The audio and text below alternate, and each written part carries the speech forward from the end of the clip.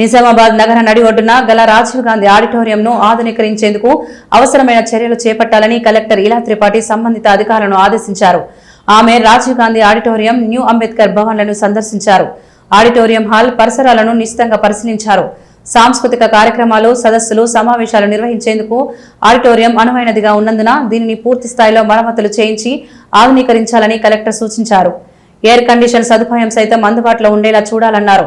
ఆధునీకరణ పనులకు అయ్యే అంచనా వ్యయం, అందుబాటులో ఉన్న నిధులు తదితర సమగ్ర వివరాలతో ప్రతిపాదనలు పంపాలని నగరపాలక సంస్థ కమిషనర్ దిలీప్ కుమార్ను ఆదేశించారు. ఆడిటోరియంను ఆనుకుని పక్కనే ఉన్న న్యూ అంబేద్కర్ భవన్ ని కూడా మరమ్మతులు చేయించి సరైన విధంగా నిర్వహణ జరిగేలా పర్యవేక్షణ చేయాలన్నారు.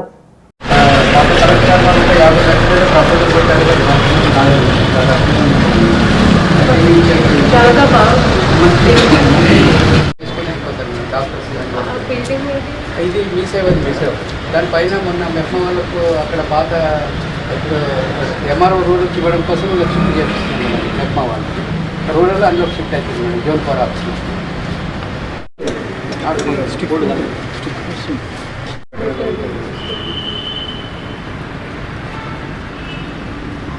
ఎంత కొంత లేదా మీ ఫండ్స్తో చేయండి, మేము ఎంత కొంత మా ఫండ్స్ కనీసం ఏసీ అయితే ఉండాలి. ఏసీ లేకపోతే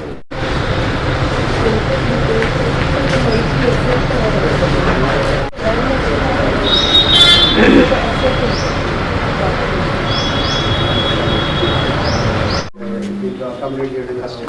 అక్కడ సఫోకేషన్ లాగా ఉంటుంది. ఇది మీరు టేకప్ చేసుకోతే మొత్తం పాడైపోతుంది.